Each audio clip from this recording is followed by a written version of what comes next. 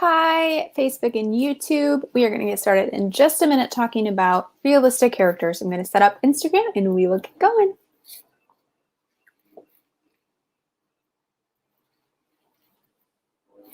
Hi, Instagram.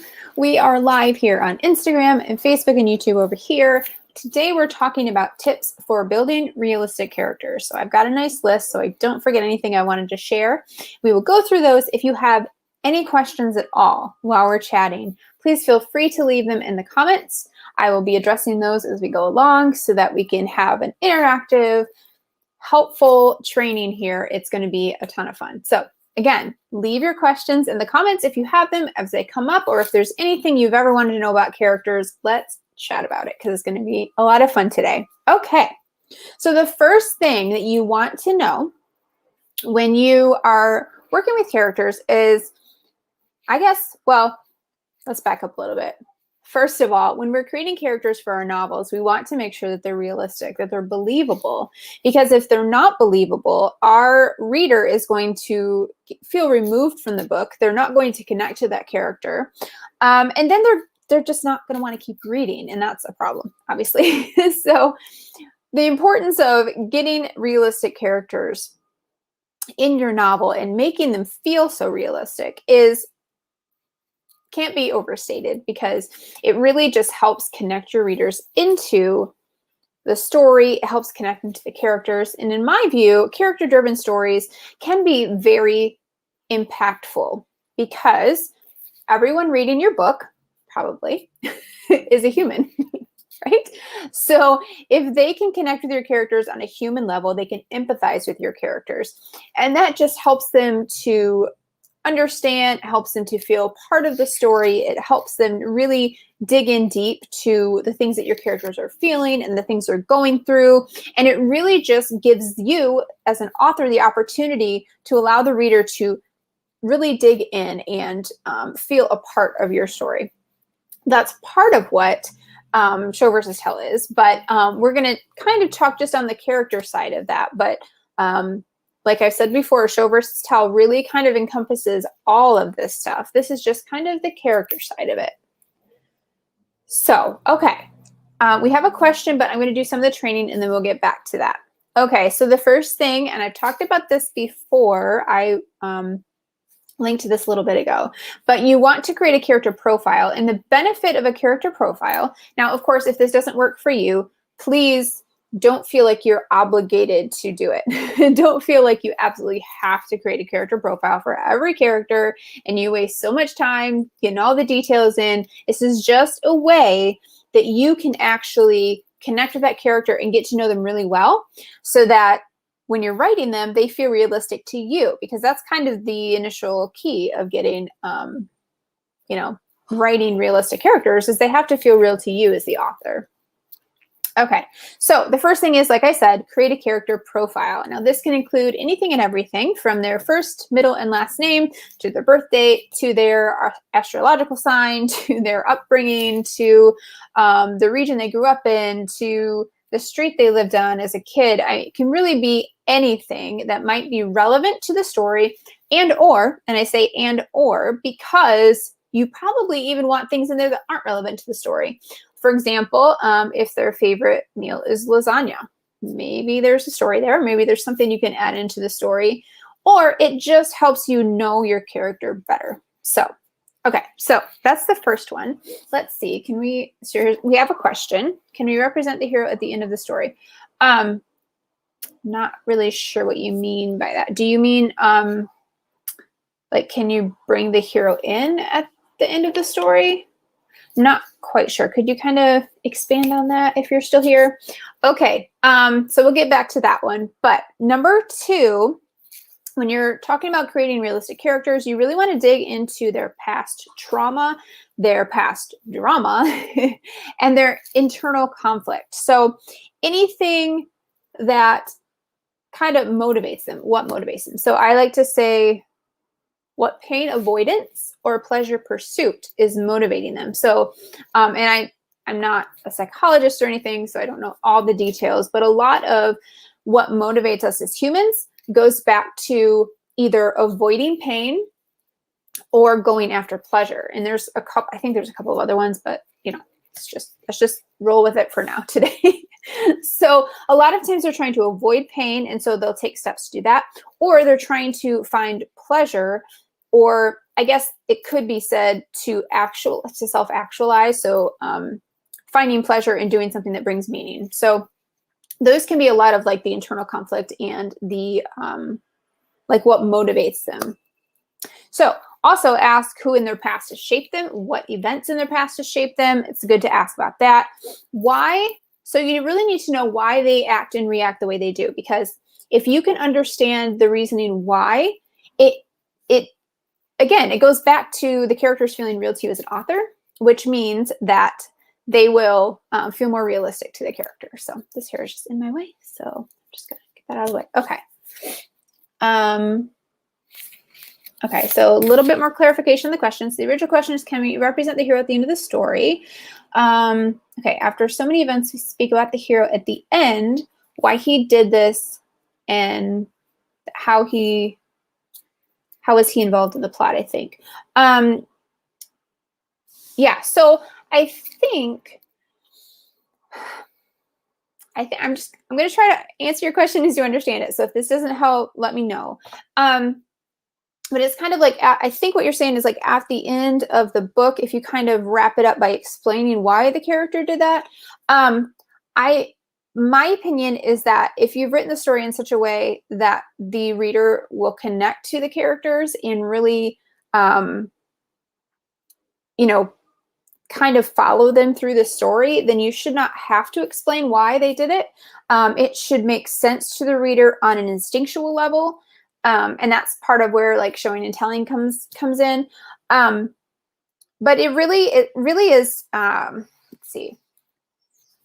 So if the reader is connecting to all of their motivations and their internal conflict, and you're dropping enough backstory so that it's not overwhelming to the reader, but they understand the character enough to get a feel for their motivations, and they can believe, they actually believe the way that the character acts and reacts, which is why these things are so important to talk about, because it's all about knowing your character and making it seem real to you so that you can convey that on the page. So if you do get to the end of the book and you've explained those things well, you shouldn't have to explain why. It should kind of be understood from the book itself. So I hope that kind of answers your question. So if you have any other questions, let me know. But we'll keep going through the training here. So another question to ask is, can you draw parallels in the story to their past hurts and traumas? So you don't have to do this, obviously. If it's important to the story, if it helps move the story along, helps move the plot along, you can sometimes draw parallels to what you're doing currently. So for example, in my second book, The Prophecy of the Codex, and I hope this isn't spoilers for anybody, but I won't mention names just in case you haven't read it. In my second book, The Prophecy of the Codex, I had a character who was cheated on. I guess that's the way to say it. They were cheated on, and it reminded them of an instance back in college or whatever, when the same thing had happened or a similar thing had happened. So I was able to bring that part of that backstory into the story to explain, and it kind of almost makes that gut reaction from the reader, like, oh, they're devastated this person cheated on them, but then it's even worse because it happened before, and you can feel and empathize with that character knowing that, wow, this has happened before, and now that character is probably seeing a pattern and thinks there's something wrong with them because of this. That's always happened to them, that kind of thing. So that's kind of how it's cool to be able to draw some parallels. Now, obviously, you're not going to be able to do this all the time. It's not going to be relevant in most cases, but for the most part, it's kind of cool if you can work that in. And then how does their past inform their present? This goes back to their internal conflict. All right, let's keep going. Another thing is you need to know the character arc. Now, for me, because I'm a pantser, a lot of what I'm talking about here, I don't necessarily have written down while I'm drafting during the first draft. Most of this that I am talking about, like character arcs and internal conflict, I sometimes instinctively write it in, but sometimes in the editing process, I have to hone it and I have to make sure that it makes sense. So this can work if you're plotting, and this is stuff that you would maybe consider beforehand and write it out if you're a plotter.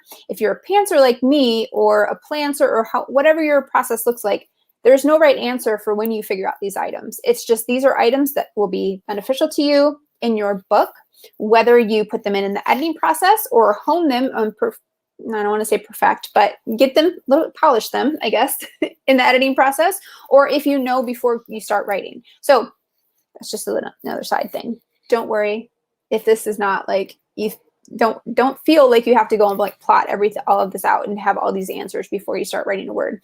If that is just overwhelming to you, start writing. It will start coming out, and then you can go back in the editing process and make sure you have all these important elements. Okay, so know their character arc. So the character arc is basically how the character grows from the beginning of the book to the end of the book. Now, or sometimes it's maybe that they don't grow, and that can be a compelling character arc, depending on the character. Maybe it's the antagonist that doesn't grow and that you're trying to make a point of that. Maybe it is the protagonist that you just, just want to make sure that like you're making a statement that they didn't actually grow in this. Now, for the most part, traditional books, characters, the protagonists especially, do grow. And that's what a reader is generally looking for when you are in a book. They're looking for the reader or the character to actually grow.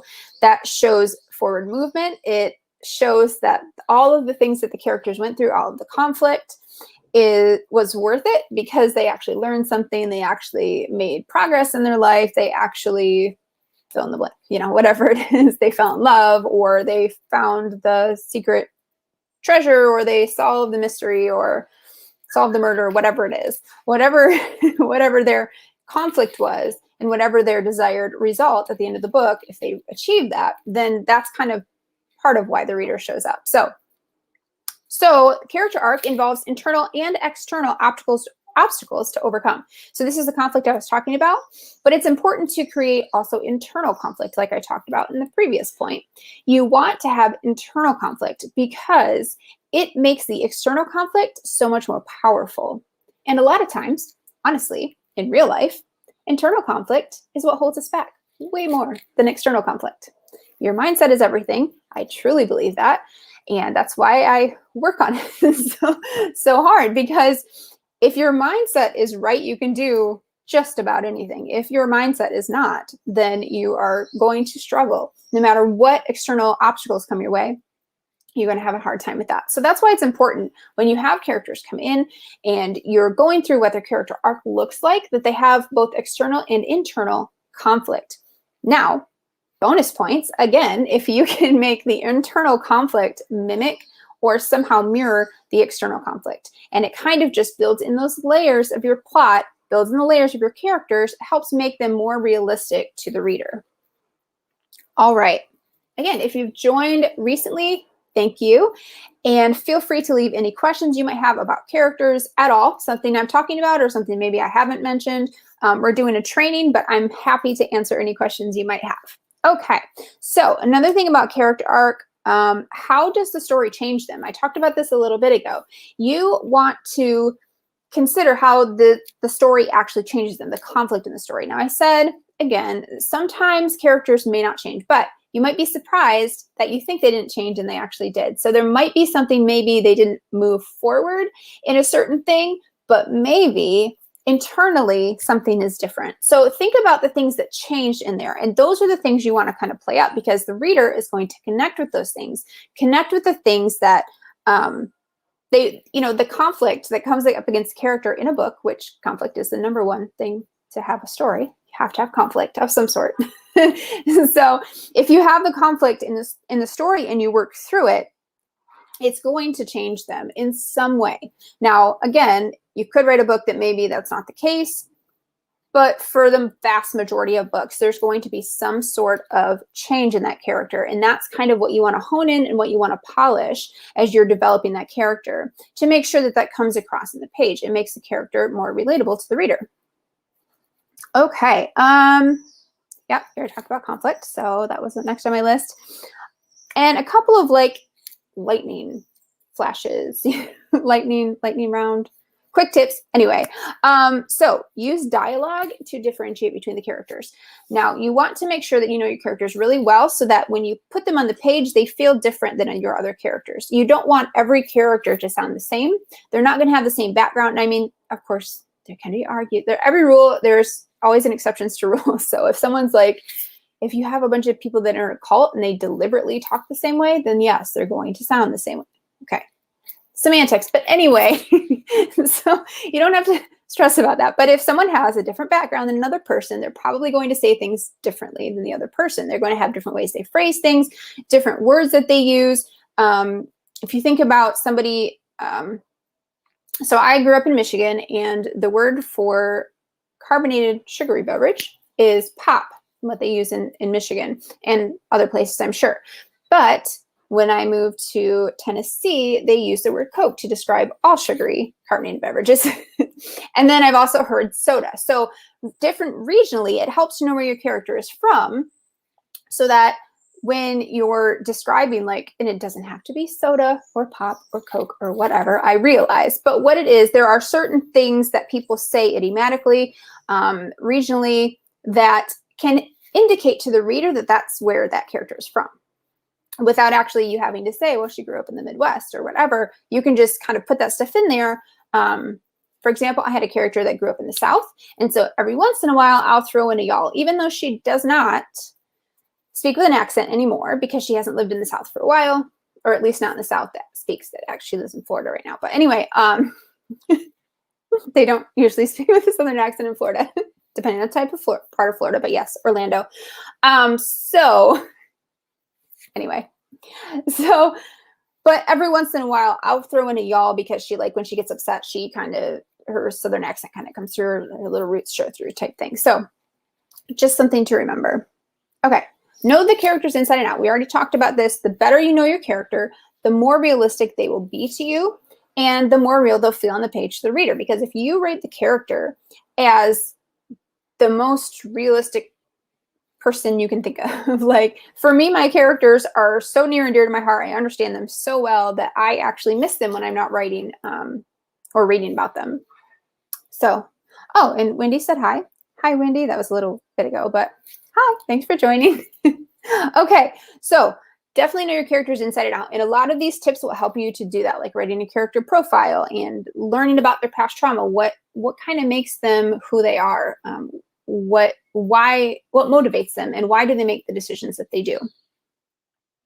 All right, give them flaws, but still make them likable, which, by the way, is human, right? So, so you want to make, humans have flaws. Every human has flaws. So you want to make, if you make this like perfect person that doesn't have any flaws, which I have been tempted to do. There's a character I wrote that I'm just like, she's the cutest and the most adorable, and there's no possible way I could give her flaws. I figured it out.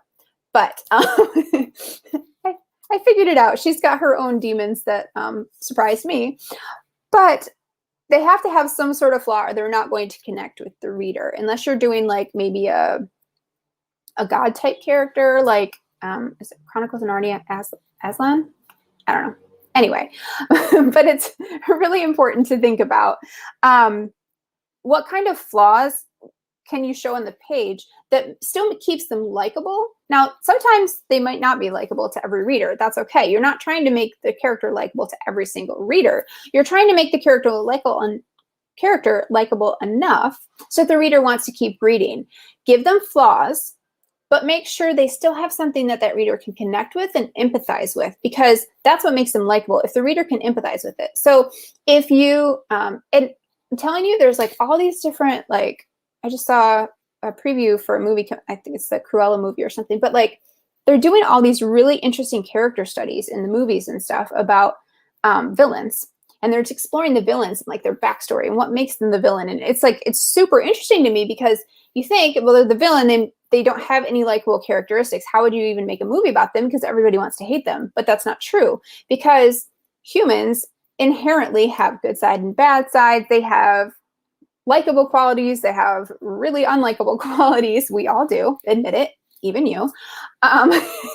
I'm the first to admit it. We all have unlikable qualities, but we all have likable qualities. And when we can connect and empathize with those likable qualities, or even empathize with that trauma that created those unlikable qualities, then the reader will connect with your character, even if they're not like, oh, it's my favorite character ever. Now, sometimes you want that. Sometimes it's just okay to say, okay, I get why this character is. I still don't like him very much, but you're still compelled to read and you're still connected to them. So, okay. Kate says this is actually perfect timing. Awesome. I was just taking notes about this, thinking about this for my new draft. I know it's like, it can be a lot to understand characters, but I really feel like the very first thing is to understand your character and how they operate, like what makes them them and what makes them, you know, what makes them tick. And I think that if you know your characters, you can set them loose on the page and they will tell you the story. At least that's my writing process. Okay. Like we said, great compelling backstory. Whether you use it or not, you probably want to know what, backstory you have. So it informs who they are as a character to the author, even if you never use it. Okay, we kind of already talked about that, so we'll keep moving on. All right, another thing, I think this is the last one. Yeah, because we talked about give them obstacles to overcome. Yes, internal and external obstacles. I mentioned it before, but I'll mention it again for anyone who's just joined in. You want to make sure that the obstacles that they have to overcome are both external and internal, because it helps the reader connect to the character, yes, but it also gives more layers to the story and to their character arc and the progress they make in the book. All right, and then the last thing, talked about a kind of a dialogue, but how they act and speak should be true to them. So not just their dialogue and what they say and the different things that help differentiate where they came from or how they talk, and keep in mind that people don't always still talk the way where they grew up. So like I lived in the South for a while, and when I was in the South, I spoke with a Southern accent. And once I moved away from the South, I don't do that anymore.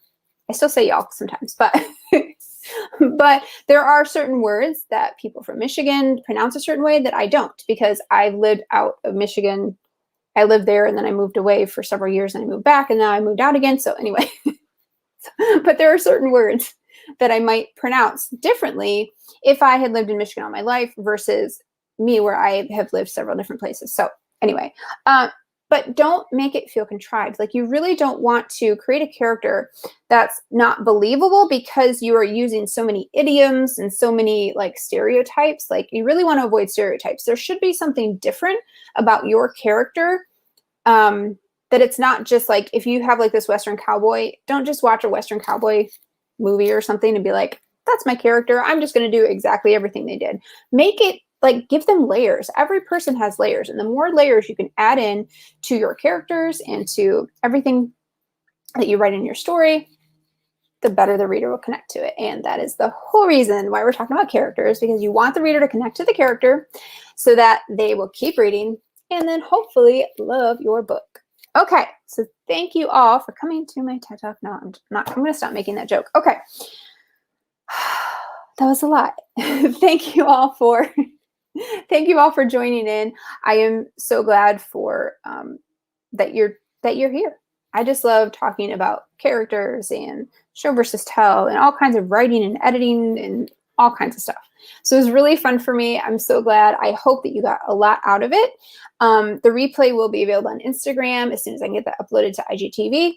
But I really thank you all for coming. So see, I said y'all again. Anyway. Well, I will talk to you soon at Facebook and YouTube.